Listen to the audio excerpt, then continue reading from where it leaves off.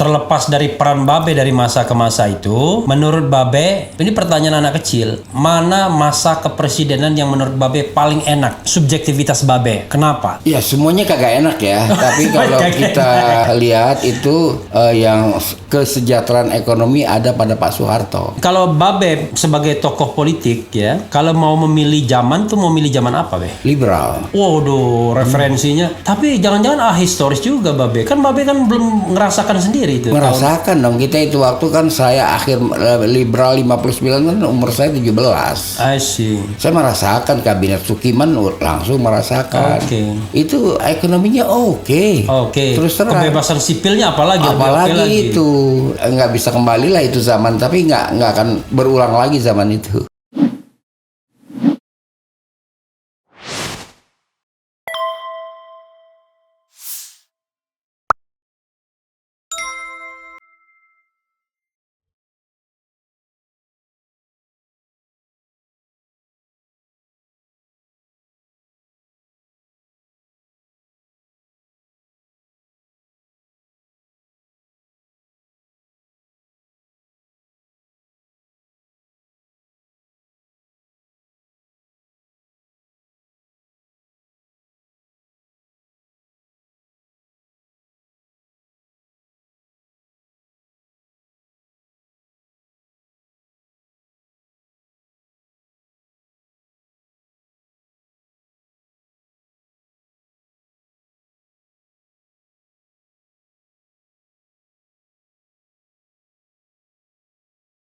Terlepas dari peran Babe dari masa ke masa itu, menurut Babe, ini pertanyaan anak kecil, mana masa kepresidenan yang menurut Babe paling enak? Subjektivitas Babe, kenapa? Ya semuanya kagak enak ya, tapi kalau kita lihat itu yang kesejahteraan ekonomi ada pada Pak Soeharto. Oh, Pak Soeharto. Kesejahteraan kita bicara.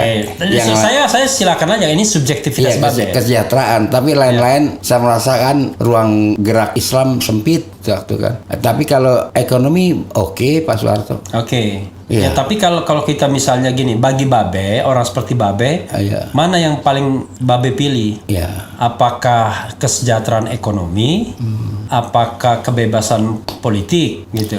Semestinya sih dua-duanya ya. Kalau kita harus memilih mestinya kan? Dua-duanya. Tapi kan itu nggak berulang lagi masa demokrasi partai. Yang orang melupakan bahwa yang disebut demokrasi liberal 50-59 itu ekonominya oke. I see. Iya, itu yang orang lalai. Memang kabinet jatuh bangun. Tapi birokrasi yang dipimpin oleh sekjen tetap nggak boleh berubah. Dan dia terus menjalankan. Jadi nggak labil pemerintahan, nggak labil. Birokrasi yang dipimpin oleh sekjen dan dirjen. Iya. Jadi walaupun orang partai itu bersilih berganti yang berkuasa, tapi yang ubuk-ubuk di circle atas saja kan? Iya, betul. Tidak sampai nyucuk-nyucuk ke bawah begini ya? Karena dia nggak boleh berpartai. Sekjen ke bawah nggak boleh berpartai. Jadi harus netral ya, seperti di negara parlementer pada umumnya. Misalnya aja Ruslan Abdul Ghani itu dia sekjen Departemen Penerangan, menterinya kan Pak Natsir.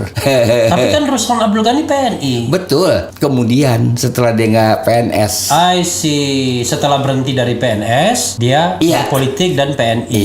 I see. Nah sekarang kan sama kagak boleh berpolitik tuh, sekjen dirjen ke bawah. Sekjen dirjen departemen ya. Iya, ASN kan nggak boleh berpolitik mereka ya. Walaupun diajak-ajak juga. Gitu. Kan secara formil kan tidak boleh sejak zaman reformasi. Kalau dulu Golkar orang kan pegawai negeri harus Golkar PNS. Sekarang kan tidak boleh berpolitik ASN. Gitu ya. Iya, di atas kertas. Di bawah ikut-ikutan juga kampanye kan? Oh, kemasan lain, konten lain. Oh, biasa itu. Gitu ya. Iya, kalau sekarang kan birokrasi begitu. Tanya ke birokrasi. Kalau presidennya Megawati, pro Megawati. Kalau presidennya Gus Dur, pro Gus Dur. Si ASN-nya? Iya. Birokratnya? Biasanya birokratnya pro yang berkuasa. Oh, I see. Nah, jadi kalau incumbent pasti biasanya incumbent lebih condong didukung oleh. Begitu. Iya. Tapi Faktualnya begitu. Jadi kalau Babe sebagai tokoh politik ya, kalau mau memilih zaman tuh mau milih zaman apa, Be? Liberal. Waduh, referensinya. Tapi jangan-jangan historis juga Babe. Kan Babe kan belum ngerasakan sendiri itu. Merasakan dong. Kita itu waktu kan saya akhir liberal 59 kan umur saya 17. I see. Saya merasakan kabinet Sukiman langsung merasakan. Itu ekonominya oke. Terus terang. Kebebasan sipilnya apalagi lagi. Itu nggak bisa kembali lah itu zaman, tapi nggak akan berulang lagi zaman itu. Soalnya zaman saya kuliah, bukan zaman kuliah juga, tapi zaman SD SMP kan Orde Baru selalu mengatakan itu adalah zaman liberal, zaman gagal ya kan, ekonomi gagal. Begini ya, di DPRS itu waktu itu kan nggak ada PKI. PKI baru masuk kan pemilu 55. Karena dia kan dilarang kegiatannya setelah pemberontakan Madiun. Jadi aman. Tapi setelah 55 baru. Setelah 55 baru dia. Baru ribut soal Bung Karno memaksa untuk kabinet kaki 4. Ya dipakai semua ya kan? Ya orang nggak mau itu waktu kan keakraban Masyumi dan PNI luar biasa. Karena mereka sama-sama sekolah di Rehoke School waktu kan. Seperti Pak Hardy, Mr. Hardy. Kalau bicara sama saya, wah lancar. Mr. Hardy PNI. Bicara sama saya lancar sekali bicara tentang Mr. Room, classmate dia kan, classmate dia. Dia lancar sekali bicara, senang sekali. Mr. Room Masyumi dia PNI.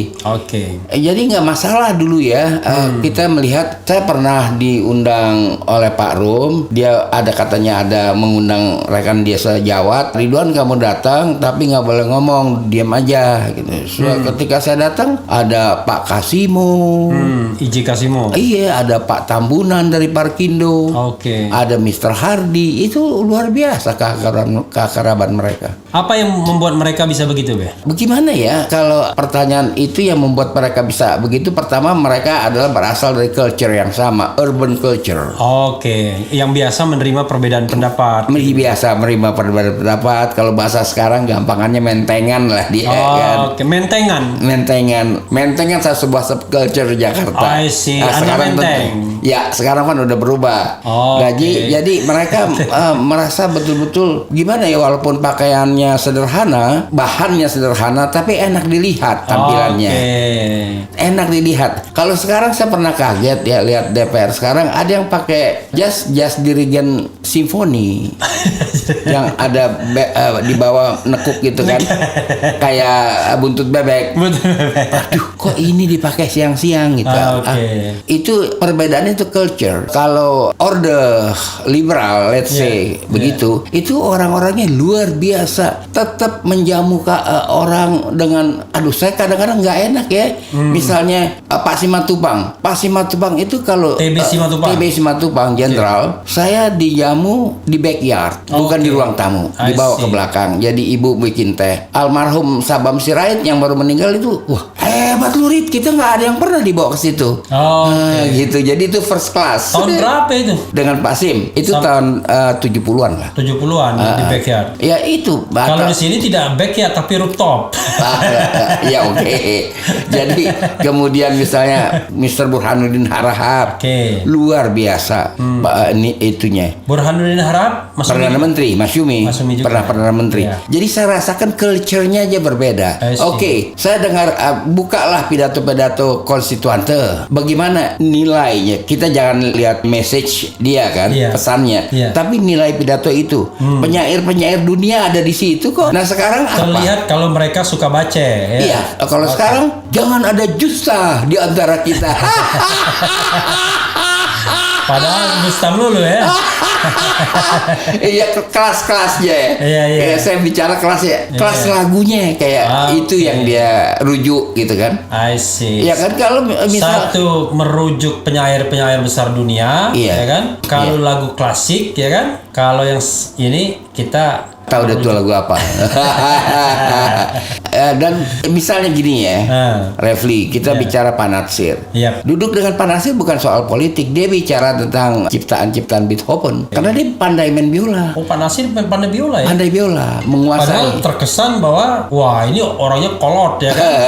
Padahal pandai biola juga dia. Dia main biola, dia cipta, dia selalu bicara. Kalau sekarang kita ketemu petinggi kan, misalnya di suatu room, suatu tempat, temu dia datang sama kita, ada Pak Ridwan, ada Babe di sini, salaman, tahu dia beragak rokok kantong, seolah-olah HP-nya berdering. Karena kagak betah. Iya, terus dia angkat sambil jalan, Pak sebentar ya, menghindari percakapan. I see. Karena mau bercakap apa? I see.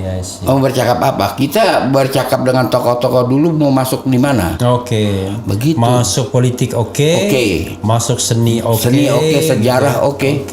Luar biasa. Karena kan orang berpolitik itu karena seleksi kepemimpinan yang baik kan. Sehingga kalau dia capai puncak pasti kayak Amerika punya kan. Betul. Kalau sudah masuk senat persaingan seperti itu memang dari bawah kan. Betul. Dan kita lihat juga pidato-pidato senat kan berkelas. Senat Joe Biden juga pidato. Iya. Berkelas. Itu yang saya lihat. Kalau sekarang kadang-kadang baru belajar pidato.